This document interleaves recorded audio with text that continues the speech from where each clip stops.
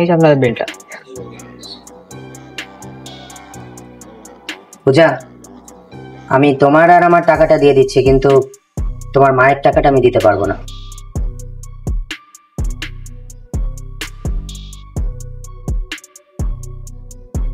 Sorry, কি বলছো তুমি এসব? আমি ঠিকই বলছি, তোমার মায়ের টাকাটা আমি দিতে পারবো না। এটা কি ধরনের অসভ্যতা স্বর্ণ? এতে অসভ্যতার কি আছে? যেটা পারবো না আমি সেটাই বললাম। দেখো, তুমি আমার প্রেমিকা, আমি তোমারটা দিয়ে দিচ্ছি, কিন্তু তোমার মায়ের টাকাটা আমি দিতে পারবো না।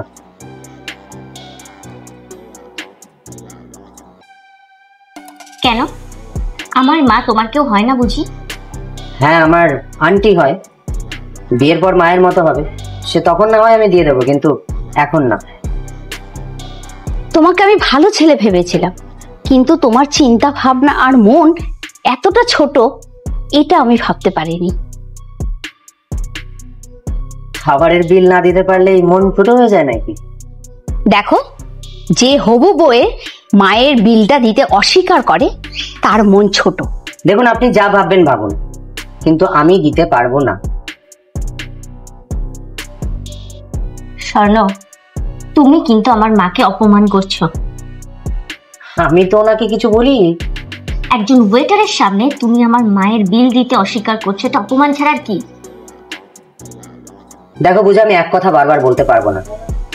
আমি শুধু তোমার আর আমার বিলটা দেবো, তোমার মায়েরটা নয়, ব্যাস।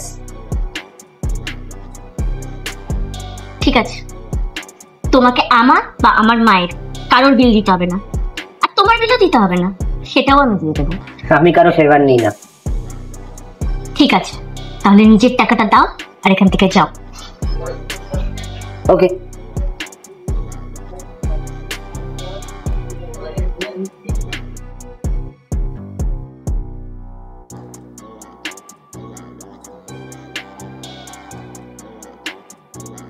এই ছেলেটার সঙ্গে তুমি আমাকে দেখা করতে নিয়ে এসেছিলে?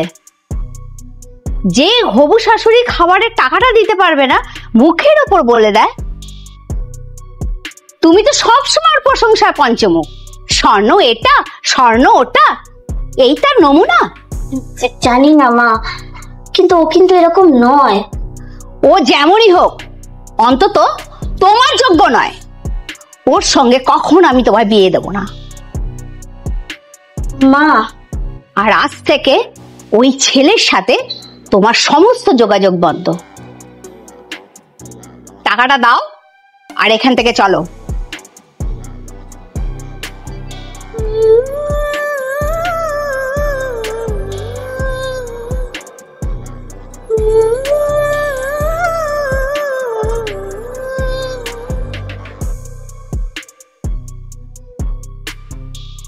পূজা,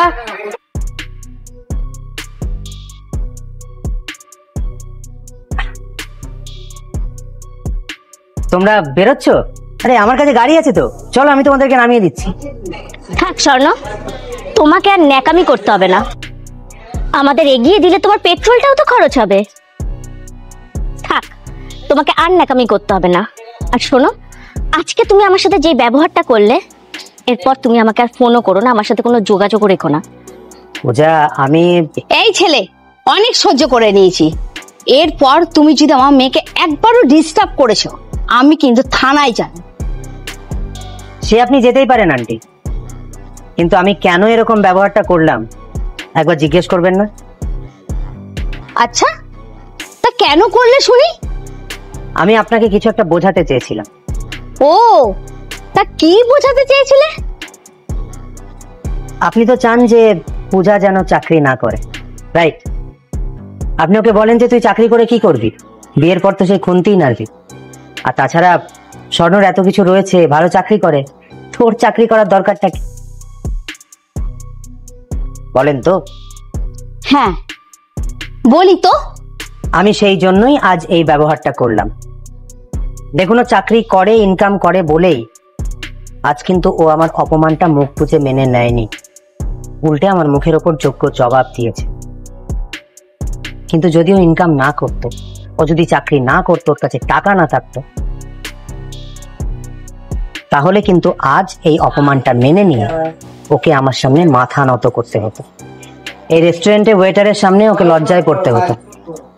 ঠিক সেই কারণেই ওর চাকরি করাটা জরুরি, ইনকাম করাটা জরুরি, যাতে ওকে অন্য কারোর ওপর ডিপেন্ডেন্ট না হতে হয়। তুমি আজ আমাকে একটা খুব পুরনো কথা মনে করিয়ে দিলে। পূজার বাবা একটা সময় আমাকে যেখানে সেখানে নামিয়ে দিয়ে বলতো তুমি বাড়ি চলে যাও। আমি কখনো রিক্সা কিংবা ওর বাবা টাকা কোনো দিতে ভুলে গেলে আমি হেঁটে হেঁটে বাড়িতে যেতাম। আমার কাছে টাকা আছে কি নেই কখনো ভেবে দেখতো না। একটা ক্লিপ কেনার জন্য হাত পেতে টাকা চাইতে হতো। তুমি ঠিক বলেছো বাবা, এই সমাজে প্রতিটা মেয়ের নিজের পায়ে দাঁড়ানো উচিত, রোজগার করা উচিত, যাতে কার ওপরে ডিপেন্ডেন্ট না হতে হয়। আমি sorry aunty, I am really very sorry আপনার সাথে ওরকম ব্যবহার করা। না না, একদমই না, আমি সরি। এতদিন আমি পূজাকে ভুল পরামর্শ দিয়েছি। সত্যি ওর একটা চাকরি করার দরকার। মা, Puja, I am really very sorry. তোমার মায়ের সাথে আমার এরকম ব্যবহার করাটা উচিত হয়নি। তুমি যা করেছো সঠিক করেছো, ভেবে চিন্তেই করেছো। আসলে প্র্যাকটিক্যাল অভিজ্ঞতা মানুষকে খুব তাড়াতাড়ি বাস্তবটা বুঝিয়ে দেয়। Thank you.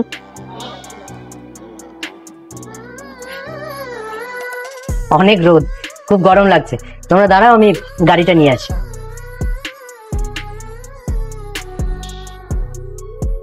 সরি রে মা। ইটস ওকে, এই নিয়ে আর কোনো কথা নয়। জামাই পছন্দ তো? হ্যাঁ, খুব পছন্দ হয়েছে, খুব ভালো ছেলে।